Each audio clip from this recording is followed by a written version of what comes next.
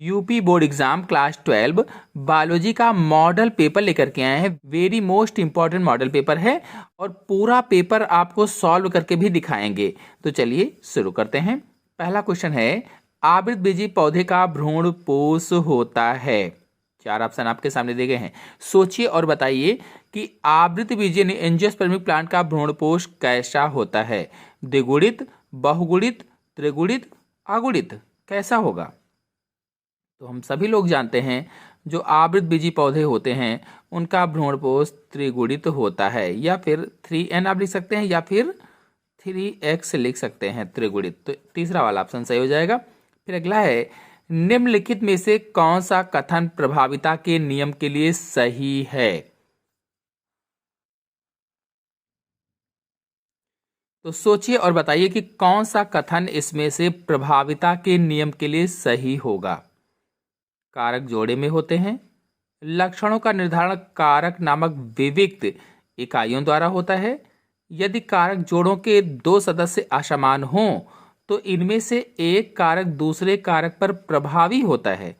उपर्युक्त सभी इनमें से कौन सा ऑप्शन सही होगा? मेरे हिसाब से इसमें ये भी सही है, ये भी सही है, ये भी सही है। इसका मतलब चौथा वाला ऑप्शन सही होगा, चौथा वाला। फिर अगला क्वेश्चन है, निम्नलिखित में से कौन पादपों के साथ सहजीवी संबंध स्थापित करते हैं? पादप या पौधे के साथ में सहजीवी संबंध कौन स्थापित करता है? राइजोबियम, माइकोराइजा, नास्टाक, राइजोबियम और माइकोराइजा दोनों। तो इसमें से ऑप्शन सही होगा चौथा, पहला और दूसरा, यानी जो राइजोबियम है ये भी और माइकोराइजा भी। जो राइजोबियम है ये दलहनी पौधों की जड़ों में, दलहनी पौधों की जड़ ग्रंथियों में पाया जाता है और नाइट्रोजन का फिक्सेशन करता है। अगला क्वेश्चन है, लैक्टिक एसिड बैक्टीरिया द्वारा दूध से दही के परिवर्तन में किस विटामिन की मात्रा में वृद्धि होती है? दूध से दही, दूध से दही में किस विटामिन की मात्रा में वृद्धि होती है? तो इसमें ऑप्शन से होगा तीसरा, विटामिन B12। जो विटामिन सी है ये जल में घुलनशील विटामिन है और सबसे ज्यादा आंवला में विटामिन सी पाई जाती है। जो विटामिन डी है सूर्य के प्रकाश में, सुबह सुबह वाले सूर्य के प्रकाश में होती है, अनाजों में पाई जाती है। फिर अगला है, आर्तो चक्र क्या है? तो देखिए आर्तो चक्र क्या है।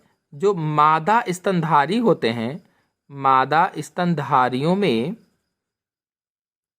अंडाशय या ओवरी में होने वाले चक्रीय परिवर्तनों को आर्तो चक्र कहा जाता है। मादा स्तनधारियों में अंडाशय में होने वाले चक्रीय परिवर्तनों को आर्तो चक्र कहा जाता है और ये लगभग 28 दिन के अंतराल पर आते हैं। लगभग में 28 दिन के अंतराल पर जो स्त्री होती है, जैसे ये स्त्री जनन तंत्र है, मान लीजिए जल्दी से बना देते हैं ऐसे ही। तो यहाँ पर जब निषेचन, अंडा निकलता है और अंडा निकलने पर यहाँ निषेचन होता है। निषेचन होने के बाद विदलन और उसकी कई सारी अवस्थाएं, फिर मोरुला अवस्था और फिर ब्लास्टो अवस्था आकर के यहाँ धंस जाता है और फिर 9 माह के बाद बच्चा पैदा होता है। लेकिन यदि किसी कारणवश निषेचन नहीं हुआ तो निषेचन ना होने पर क्या होता है कि प्रोजेस्टेरॉन और एस्ट्रोजन हार्मोन की कमी हो जाती है और फिर ये जो भित्ति बनती है ये भित्ति टूटने लगती है और टूटकर ब्लड के साथ में बाहर निकलती है। उसे ही आर्तो चक्र कहा जाता है या मासिक चक्र कहा जाता है या MC कहा जाता है। अगला क्वेश्चन है, सह प्रभाविता क्या है? उपयुक्त उदाहरण सहित इसकी व्याख्या कीजिए। तो देखिए, जब प्रभावी लक्षण वाले जीन और अप्रभावी लक्षण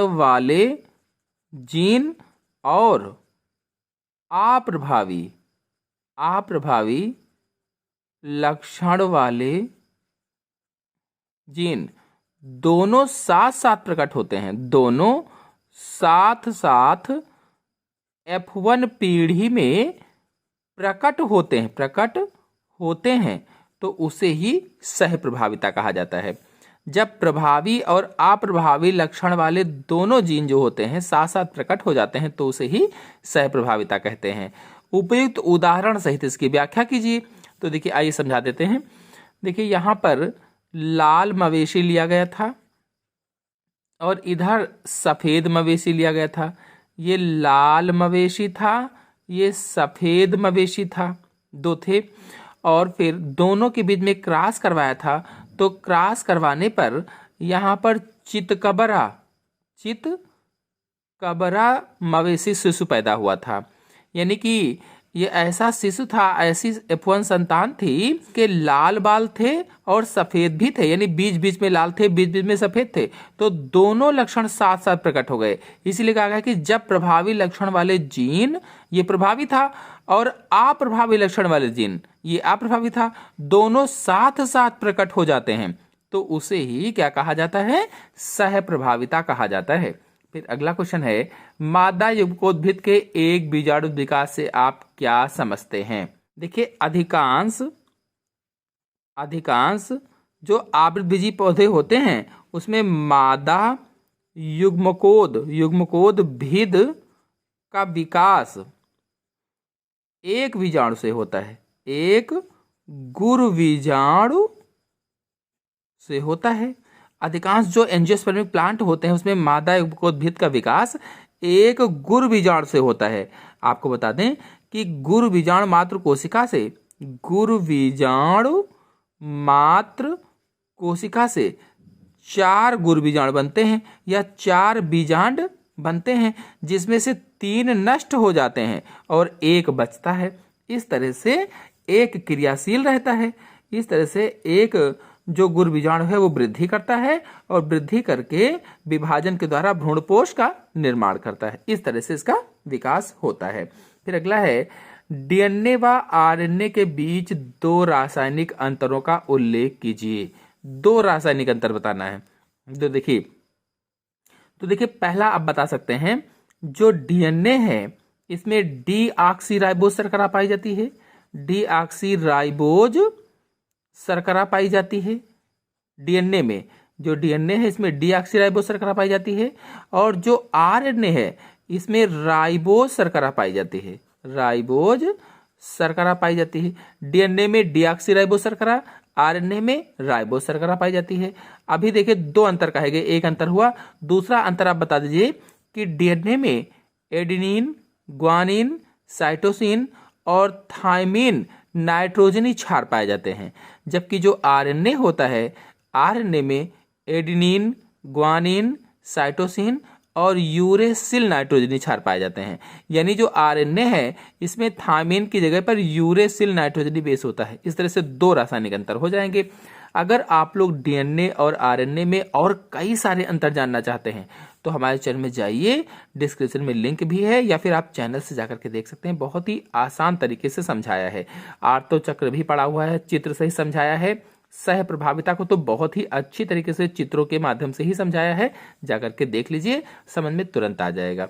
फिर अगला क्वेश्चन है, निम्नलिखित रोगों का संचरण कैसे होता है? यानी ये कैसे फैलते हैं?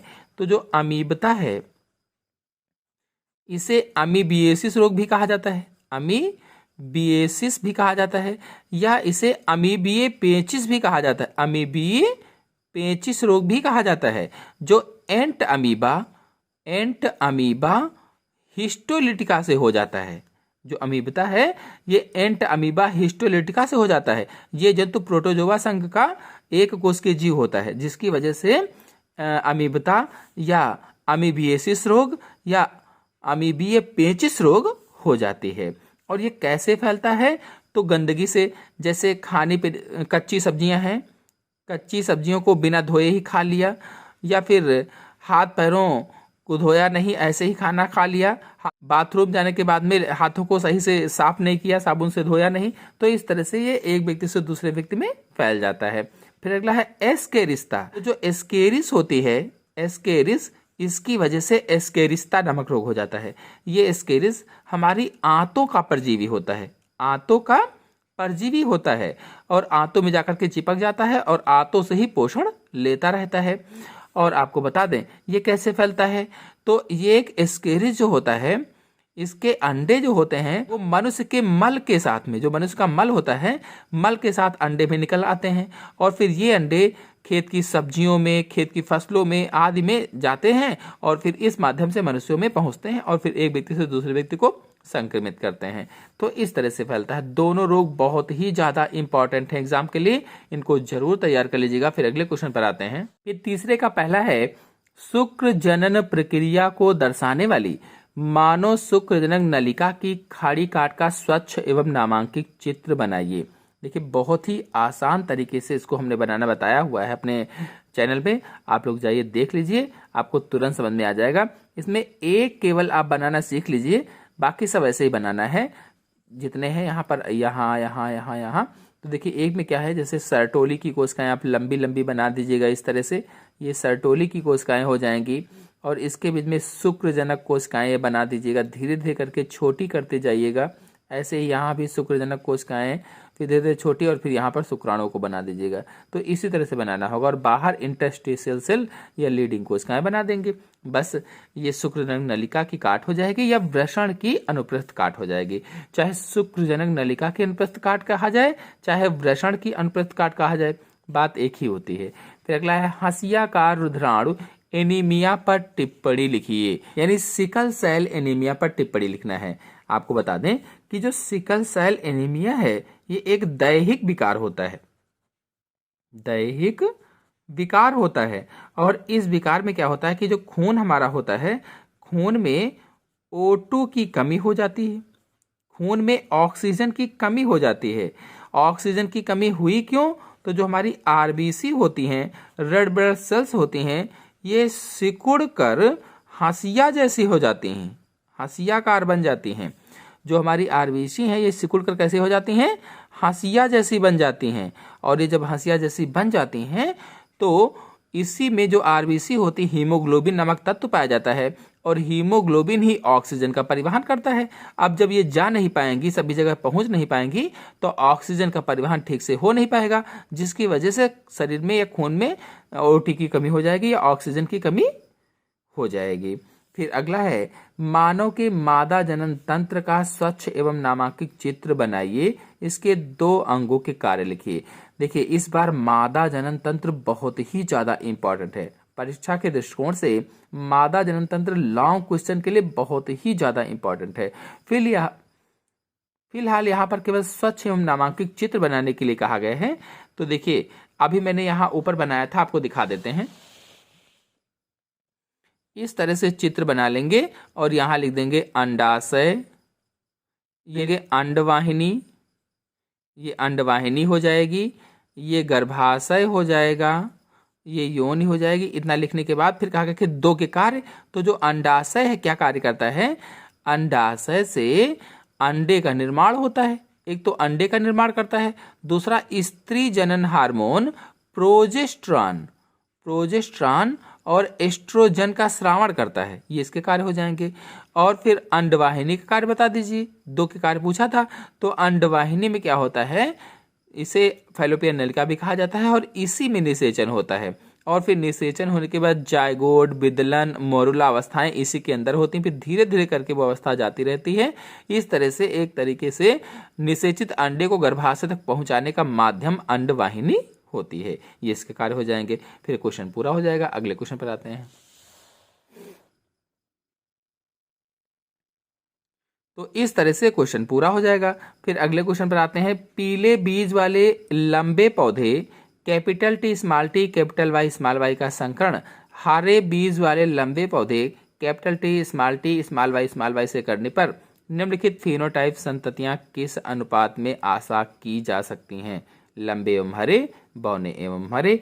आइए इसको समझा देते हैं। देखिए यहाँ पर क्या किया इन्होंने, पीले बीज वाले लंबे पौधे लिए और इधर हरे बीज वाले लंबे पौधे लिए। अब यहाँ पर ये लिख लीजिए कैपिटल टी कैपिटल वाई, और इधर कैपिटल टी स्मॉल वाई। और इसके बाद में क्या किया जाए कि इनके गैमीट्स को निकाल लिया जाए। इनके गैमीट्स को निकालने के तरीका मैंने पिछले वीडियो में बताया है, आप लोग वहाँ से जाकर के देख सकते हैं। फिलहाल इनके गैमीट्स 4 प्रकार के यहाँ निकलेंगे।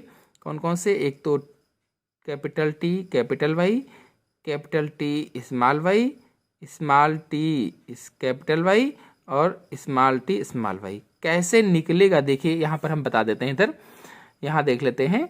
तो जैसे ये वाला था, इसको यहाँ लिख लेते हैं capital T small T capital Y small Y, और इसका इससे करवाते देखिए यहाँ पर कैपिटल टी कैपिटल वाई आ जाएगा, तो कैपिटल टी कैपिटल वाई आया। और इसके बाद में इसका इससे क्रॉस करवाएंगे तो कैपिटल टी स्मॉल वाई, तो कैपिटल टी स्मॉल वाई आ गया। और फिर इसका इससे करवाएंगे तो स्मॉल टी कैपिटल वाई आएगा, तो स्मॉल टी कैपिटल वाई आ गया। और फिर इसका इससे करवाएंगे तो स्मॉल टी और स्मॉल वाई, तो स्मॉल टी स्मॉल वाई। तो एक तरीका है, ट्रिक है ये करने की, गैमेट्स को निकालने की। इसी तरह से इसके भी गैमेट्स निकाल लेंगे। तो यहाँ देखिए इसके गैमेट्स में capital T small Y capital T small Y small T small Y small T small Y आएगा। अब चूंकि दो दो कॉमन है इसलिए इसमें से एक रख लेंगे। तो यहाँ पर हो जाएगा कैपिटल टी स्मॉल वाई और स्मॉल टी स्मॉल वाई हो जाएगा। अब देखिए यहाँ पर एक चेकर बोर्ड का निर्माण इसी के नीचे वहां पर परीक्षा में बनाना होगा। हम यहाँ बना लेते हैं थोड़ा सा जगह ताकि मिल जाए। इस तरह से चेकर बोर्ड बनाना होगा, इस तरह से मेल फीमेल हो जाएगा। और इसमें यहाँ से एक 4 कॉलम बना लेंगे, 4 कॉलम इधर बना लेंगे और 2 इधर, क्योंकि इसमें से 2 ही हैं। अब देखिए ये वाले सभी गैमेट्स यहाँ रख दीजिए, capital T capital Y capital T small Y small T capital Y और स्मॉल टी स्मॉल वाई। अब ये वाले गैमेट्स यहाँ रख दीजिए, कैपिटल टी स्मॉल वाई और स्मॉल टी स्मॉल वाई। अब देखिए ये और ये जोड़ करके यहाँ रखना होगा, तो capital T capital Y small Y हो जाएगा ये। और फिर कैपिटल टी और स्मॉल वाई हो जाएगा। और फिर कैपिटल टी स्मॉल टी और फिर कैपिटल वाई स्मॉल वाई हो जाएगा। इसी तरह से ये वाला यहाँ रख देंगे, तो कैपिटल टी स्मॉल टी और स्मॉल वाई हो जाएगा। फिर अब यहाँ नीचे वाले में देखते हैं, तो कैपिटल को पहले रख लेते हैं, कैपिटल टी फिर small T capital Y small Y हो जाएगा। और इसके बाद में ये और ये, तो कैपिटल टी स्मॉल टी और यहाँ पर स्मॉल वाई हो जाएगा। फिर ये वाला देखते हैं, तो यहाँ पर स्मॉल टी और कैपिटल वाई स्मॉल वाई हो जाएगा। और फिर ये वाला जो है स्मॉल टी स्मॉल वाई हो जाएगा। अब देखिए कैसे लिखेंगे इसको, तो यहाँ पर कैसे हमको पता चले कौन लंबा है कौन बौना है। तो देखिए अब देखिए यहाँ पर कैपिटल टी है, तो क्या हो जाएगा कि लंबा पौधा है, और कैपिटल वाई स्मॉल वाई है तो लंबा पौधा और पीला बीज हो जाएगा, क्योंकि पीले बीज वाले यहाँ ये प्रभावित है। तो यहाँ पर लंबा पीला हो जाएगा। और इसके बाद में इधर देखिए दूसरे वाले भी कैपिटल टी है, तो लंबा और स्मॉल वाई है, तो स्मॉल वाई यहाँ क्या था, पीले हरे बीज वाले लंबे पौधे थे, तो यहाँ हरे हो जाएंगे, लंबा हरा लंबे व हरे। और इसके बाद में देखिए यहाँ पर कैपिटल टी स्मॉल टी है, तो ये क्या हो जाएगा, लंबा और कैपिटल वाई स्मॉल वाई, तो ये पीला, तो लंबा पीला हो जाएगा। फिर यहाँ देखिए कैपिटल टी स्मॉल टी है, तो कैपिटल टी और स्मॉल टी क्या है, यहाँ देखिए लंबे हो जाएंगे, लंबे और स्मॉल वाई, तो ये क्या हो जाएंगे, हरे, लंबे हरे। इसी तरह से सब रख देंगे। तो इस तरह से कुल मिलाकर के इसमें अनुपात आ जाएगा 3:1 का अनुपात। जब इसको सब लिखेंगे तो लंबे हरे 3 होंगे, बौने हरे 1 होगा, तो 3:1 का अनुपात आ जाएगा। इसको अच्छी तरह से सॉल्व करवाया है मैंने केवल एक ही वीडियो में, जाइए देखिए, समझ में आ जाएगा। अगले क्वेश्चन पर आते हैं। अगला प्रश्न है, जैव उर्वरक क्या है, किन्हीं 2 जीवाणुओं के नाम लिखिए जो मृदा में वायुमंडल नाइट्रोजन या नाइट्रोजन स्थिर करते हैं। तो जैव उर्वरक क्या होते हैं, ऐसे उर्वरक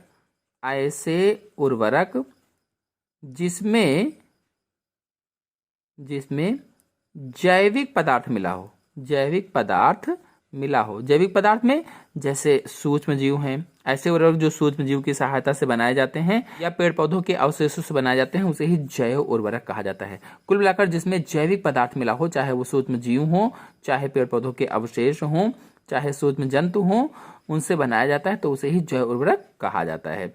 तो किन्हीं 2 जीवाणुओं के नाम लिखिए जो मृदा में वायुमंडल नाइट्रोजन करते हैं या नाइट्रोजन का स्थिरीकरण करते हैं। तो इसमें देखिए सूक्ष्म जीव क्या हो जाएगा, राइजोबियम, राइजोबियम लेगुमिनेशियरम। ये दलहनी पौधों की जड़ ग्रंथियों पे जो दलहनी पौधों की जड़ ग्रंथियां होती हैं, दलहनी पौधों की जड़ ग्रंथियों में पाया जाता है और नाइट्रोजन का फिक्सेशन करता है, नाइट्रोजन का फिक्सेशन, नाइट्रोजन का स्थिरीकरण करता है। और 2 कहा गया था तो 1 हो गया, दूसरा क्या लिखेंगे, एजोटोबैक्टर, एजोटोबैक्टर।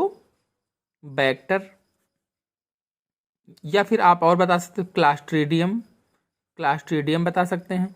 तो इस तरह से हो जाएगा।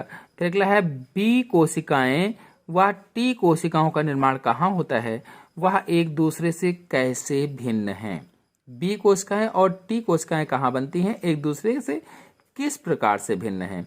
तो देखिए आपको बता दें, जो बी कोशिकाएं हैं इनका निर्माण कहाँ होता है, अस्थि मज्जा में होता है, अस्थि मज्जा में होता है। बी कोशिकाओं का निर्माण अस्थि मज्जा में होता है और जो टी कोशिकाएं हैं इनका निर्माण थाइमस ग्रंथि में होता है, थाइमस ग्रंथ में। तो बी कोशिकाएं अस्थि मज्जा में, बोन मैरो में बनती हैं और टी कोशिकाएं थाइमस ग्रंथ या थाइमस ग्लैंड में बनती हैं। और ये जो बी और टी कोशिकाएं हैं वास्तव में लिम्फोसाइट कोशिकाएं होती हैं, लिम्फोसाइट कोशिकाएं होती हैं जो शरीर में प्रतिरक्षा तंत्र की मुख्य कोशिकाएं हैं। शरीर में प्रतिरक्षा तंत्र की मुख्य कोशिकाएं लिम्फोसाइट्स की कोशिकाएं होती हैं और ये बी और टी इसी के भाग हैं या इन्हीं को कहा जाता है। फिर अगला क्वेश्चन है, निम्नलिखित शब्दों को उपयुक्त उदाहरणों सहित समझाइए। वंशावली विश्लेषण, अपूर्ण प्रभाविता। वंशावली विश्लेषण क्या होता है आपको बता देते हैं। का वितरण, कुछ जीनों का वितरण और उनकी वंशागति गति का, मानव ने कुछ जीनों का वितरण और उनकी वंशागति का अध्ययन करने के लिए जो विधि बनाई है, जो विधि विकसित की है, उसे ही वंशावली विश्लेषण कहा जाता है। कहने का मतलब यह है कि जो मनुष्य है इसने कुछ जीन का वितरण जो होता है और उनकी जो वंशागति होती है, पीढ़ी से दूसरी पीढ़ी में जो जाते हैं, इन चीजों का अध्ययन करने के लिए एक विधि उपलब्ध कराई है, उसी विधि को वंशावली विश्लेषण कहा जाता है। ये जो वंशावली विश्लेषण होते हैं ये मानव में जो लक्षण होते हैं उन लक्षणों की वंशागति के अध्ययन के लिए अत्यंत सुविधाजनक साधन का काम करते हैं, अत्यंत सरल साधन का काम करते हैं। फिर अगला है अपूर्ण प्रभाविता। तो अपूर्ण प्रभाविता क्या होती है, जब प्रभावी लक्षण वाले जीन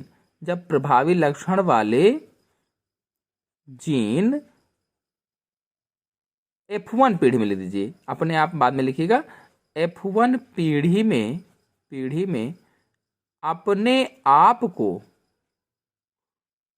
पूर्ण रूप से प्रकट नहीं कर पाते तो इसे ही अपूर्ण प्रभाविता कहा जाता है। जब प्रभावी लक्षण वाले जीन, कोई भी प्रभावी लक्षण वाला जीन है, तो जब प्रभावी लक्षण वाले जीन F1 पीढ़ी में अपने आप को पूर्ण रूप से प्रकट नहीं कर पाते तो उसे ही अपूर्ण प्रभाविता कहा जाता है। देखिए यहां पर देख लेते हैं, जैसे कि ये लाल फूल था और इधर सफेद फूल था, ये लाल फूल था, ये सफेद फूल था और दोनों का क्रॉस कराया गया तो यहाँ पर गुलाबी पुष्प आया। तो देखिए कहा गया था कि जब प्रभावी लक्षण वाले जीन, ये प्रभावी था, तो जब प्रभावी लक्षण वाले जीन F1 पीढ़ी में अपने आप को पूर्ण रूप से प्रकट नहीं कर पाते, देखिए ये प्रभावी लक्षण था लेकिन पूर्ण रूप से यहाँ प्रकट नहीं हुआ, तो इसे ही क्या कहा जाता है, अपूर्ण प्रभाविता कहा जाता है। F1 पीढ़ी में प्रभावी लक्षण वाला जीन पूर्ण रूप से प्रकट ना हो तो उसे ही अपूर्ण प्रभाविता कहा जाता है। इसका प्रयोग कार्ल कोरेंस ने सन 1903 में किया था और किस पौधे पर, तो गुलाबांस के पौधे के पुष्पों में किया था। फिर अगला क्वेश्चन है, परजीविता पर टिप्पणी कीजिए। परजीविता क्या होती है, इस पर टिप्पणी करना है। तो परजीविता में क्या होता है कि ये ऋणात्मक पारस्परिक क्रिया है, ये ऋणात्मक पारस्परिक क्रिया होती है और इसमें होता वास्तव में क्या है, ऋणात्मक पारस्परिक क्रिया में क्या होता है कि एक जीव का तो लाभ होता है लेकिन दूसरे जीव की हानि हो जाती है। दो सहभागी जैसे हैं, साथ साथ रह रहे हैं, तो उसमें दोनों सहभागियों में से एक का लाभ होता है लेकिन दूसरे की हानि हो जाती है। जैसे तने पर पूर्ण परजीवी अमरवेल, तने पर पूर्ण परजीवी अमरवेल इसका उदाहरण हो जाएगा। तो इस पर फुल वीडियो हमारे चैनल में अपलोडेड है, आप लोग जाइए देखिए, समझ तुरंत आ जाएगा।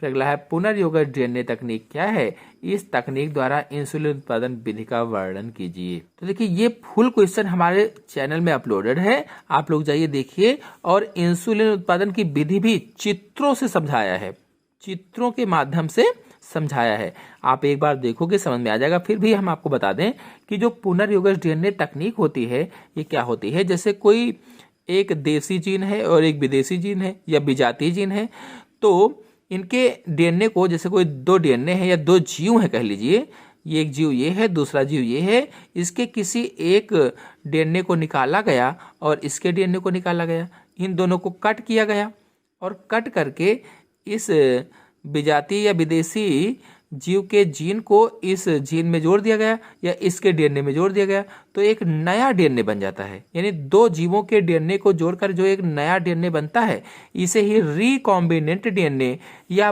पुनर्योगज डीएनए या पुनर्संयोजन डीएनए कहा जाता है। और फिर इस डीएनए को किसी जीव में डालते हैं तो वो पुनर्योगज जीव कहलाता है या पारजीनी जीव या ट्रांसजेनिक जीव कहलाता है।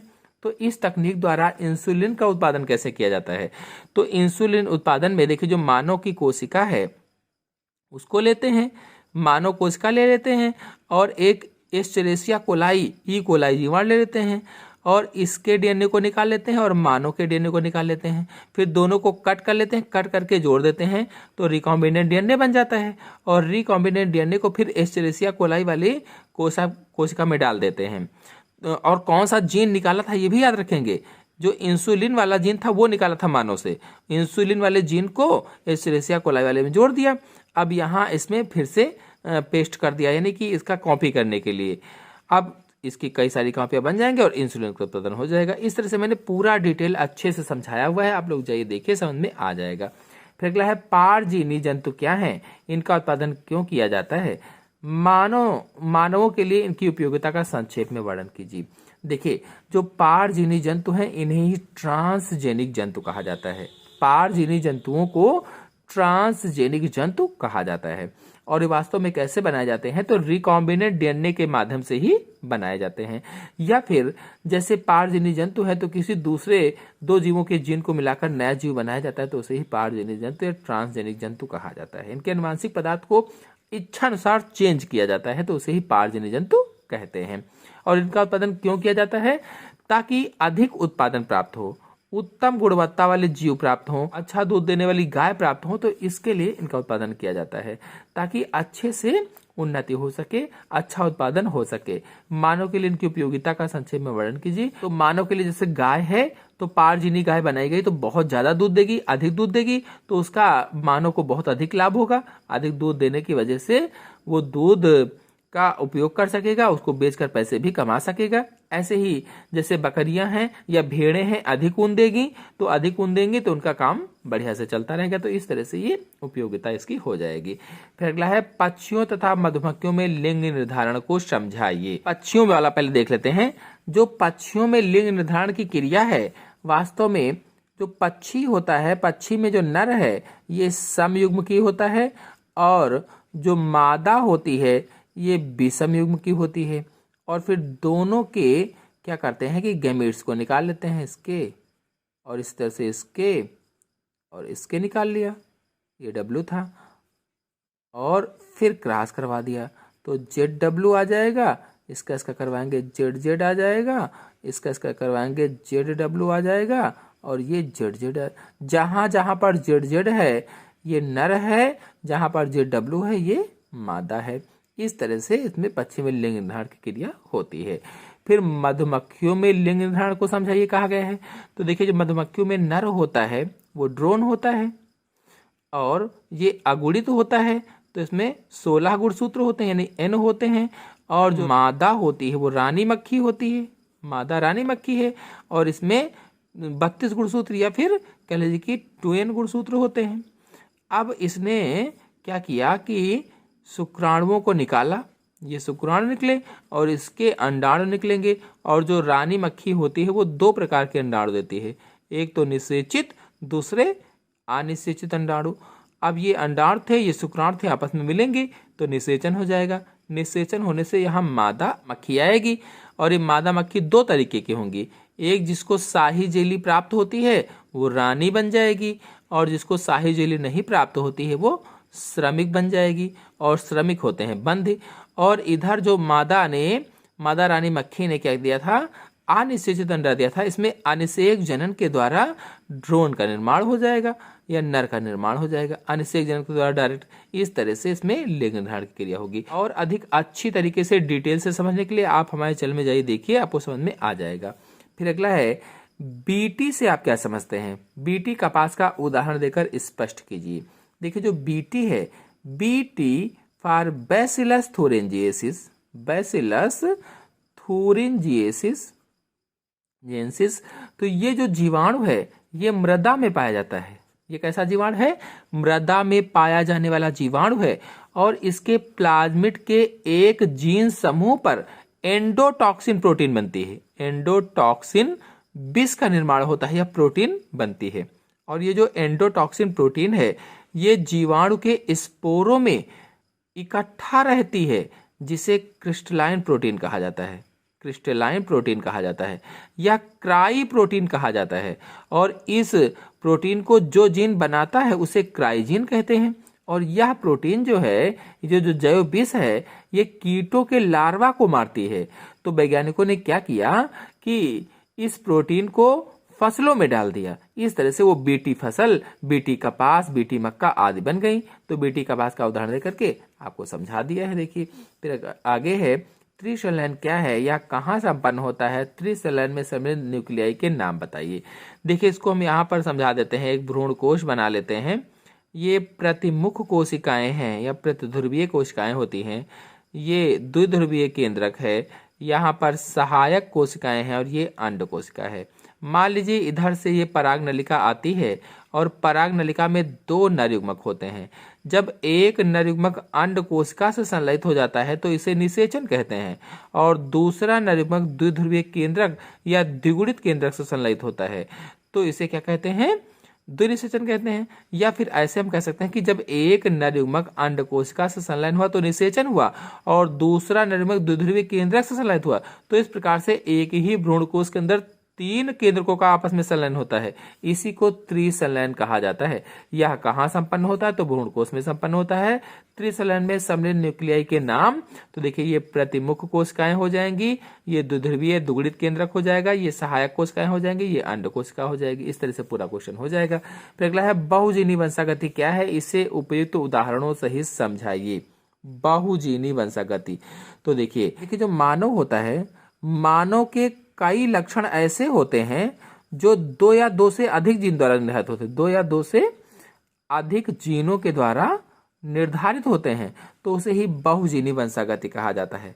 2 या 2 से अधिक जीनों के द्वारा निर्धारित होते हैं और ये वंशागत होते रहते हैं, माता पिता से संतानों में जाते रहते हैं, तो इसीलिए इसको बहुजीनी वंशागति कहा जाता है। जैसे मानव में त्वचा का रंग, त्वचा का रंग एक लक्षण है, और एक लक्षण को अब यहाँ पर जैसे त्वचा का रंग बहुत गोरा है, अधिक गोरा, कम गोरा, उससे कम गोरा, और फिर काला। तो देखिए गोरा और काला के बीच में और भी कई सारे रंग होते हैं। तो जब एक लक्षण को कई सारे जीन निर्धारित करते हैं मिलकर के, तो उसे ही बहुजीनी वंशागति कहा जाता है। फिर अगला है आनुवंशिकता रूपांतरित फसलों के उत्पादन के लाभों व हानियों की तुलना कीजिए। देखिए अगला क्वेश्चन है, समिष्ट के किन्हीं 3 गुणों को समझाइए। तो देखिए समिष्ट के 3 नहीं 10 गुण हमारे चैनल में अपलोडेड हैं। समिष्ट के गुण जाइए देखिए, समझ में आ जाएगा। फिर अगला है लिंग संलग्न वंशागति पर टिप्पणी कीजिए। तो देखिए जंतुओं के कुछ ऐसे लक्षण होते हैं जो उनके लिंग से संबंधित होते हैं। जंतुओं के कुछ ऐसे लक्षण जो उनके लिंग से संबंधित होते हैं, ऐसे लक्षणों को लिंग संलग्न लक्षण कहा जाता है। लिंग संलग्न लक्षण, और ये लक्षण माता पिता से उनके संतानों में जाते रहते हैं, पीढ़ी दर पीढ़ी जाते रहते हैं, इसी को लिंग संलग्न वंशागति कहा जाता है। और उदाहरण के रूप में देखा जाए तो जैसे वर्णांधता है, वर्णांता में क्या होता है कि व्यक्ति लाल व हरे रंग में अंतर नहीं कर पाता है, लाल और हरे रंग में अंतर नहीं करना आता है। तो इसको 6-7 उदाहरण के माध्यम से मैंने समझाया है, आप लोग जाइए देखिए, चैनल में अपलोडेड है। दूसरा उदाहरण हो जाएगा हीमोफीलिया। इसमें व्यक्ति का रक्त का थक्का नहीं जमता है, खून का थक्का नहीं जमता है, रक्त बहता ही रहता है, उसे हीमोफीलिया कहते हैं। तो इस पर भी 4-6 उदाहरण पड़े हुए हैं, आप लोग जाइए देखिए, समझ में आ जाएगा। फिर अगला है मनुष्य के मादा प्रजनन तंत्र का नामांकित चित्र की सहायता से। Very very most important question है ये, और परीक्षा में जरूर आएगा। मादा प्रजनन तंत्र का नामांकित चित्र बनाइए, उसका वर्णन कीजिए। तो इसको बना करके आप अच्छी तरीके से वर्णन कर सकते हैं। जैसे देखिए यहाँ पर ये इस तरह से बनाइएगा और अच्छे से ये अंडाशय हो जाएंगे, ये अंडवाहिनी हो जाएगी, ये गर्भाशय हो जाएगा, योनि हो जाएगी, फिर सहायक जनन ग्रंथियां हो जाएंगी। तो अंडाशय के बारे में बता देंगे कि अंडाशय अंडे का निर्माण करता है और स्त्री जनन हार्मोन प्रोजेस्टेरॉन और एस्ट्रोजन का स्रावण करता है, जो द्वितीयक गौण लैंगिक लक्षण के विकास में सहायता करते हैं। जो अंडवाहिनी होती है, इसमें अंडे का निषेचन होता है और फिर धीरे धीरे करके इसी के माध्यम से अंडा गर्भाशय तक पहुंचता है, और जो गर्भाशय यहाँ पर भ्रूण रोपित होता है और 9 माह के बाद शिशु जन्म होता है। तो इस तरह से पूरा डिटेल से बता देंगे। सहायक जनन ग्रंथियों के बारे में बता देंगे, हमारे चैनल में अपलोडेड है, आप लोग जाइए देखिए, समझ में आ जाएगा। फिर अगला है आवृत बीजी पौधों में निषेचन क्रिया का सचित्र वर्णन कीजिए। जो आवृत बीजी पौधे होते हैं उसमें निषेचन क्रिया का सचित्र वर्णन करना है। बहुत ही सरल तरीके से मैंने समझाया था आप लोगों को, आप लोग जा करके हमारे चैनल में देख लीजिए। ये जैसे पुष्प है, यहाँ पर परागकण आया है, पराग नलिका बढ़ती है और फिर यहाँ आकर के भ्रूण कोश के अंदर घुसती है, अंड कोशिका से निषेचन करती है, फिर दुग्धद्रव्य केंद्रक से निषेचन करती है। तो पूरा ये चित्रों की सहायता से मैंने समझाया हुआ है, चैनल में अपलोडेड है, आप लोग जाइए देख लीजिए। फिर अगला है न्यूक्लिक अम्ल क्या है। वाटसन एवं क्रिक द्वारा प्रस्तावित डीएनए अणु की द्विकुंडली संरचना। ये क्वेश्चन बहुत ही ज्यादा इंपॉर्टेंट है, ये क्वेश्चन भी इंपॉर्टेंट, ये तीनों क्वेश्चन लॉन्ग क्वेश्चन है और बहुत ज्यादा इंपॉर्टेंट है, परीक्षा में पूछे जा सकते हैं 99.9%। फिर आगे है लिंग निर्धारण क्या है। मनुष्य में लिंग निर्धारण क्रिया को, तो ये भी क्वेश्चन बहुत ही ज्यादा इंपॉर्टेंट है। और फिर इसके बाद में बहुविकल्पी क्या है। मनुष्य में एबीओ रक्त समूह की वंशागति का वर्णन कीजिए। चैनल में अपलोडेड, आप लोग जाकर के देख सकते हैं। नार्कोटिक्स, ड्रग्स, एंटीबायोटिक्स, उपार्जित प्रतिरक्षा, इस पर टिप्पणियां लिखनी है किन्हीं दो पर, तो उपार्जित और एंटीबायोटिक्स पर लिख सकते हैं, नार्कोटिक्स, ड्रग्स भी लिख सकते हैं। ऐसा है आपको पूरा पेपर अच्छी तरह से समझ में आ गया होगा। समझ में आ गया हो तो वीडियो को लाइक कीजिए, अपने दोस्तों में शेयर कीजिए, और चैनल पर पहली बार आए हैं तो चैनल को सब्सक्राइब भी कर लीजिए। धन्यवाद।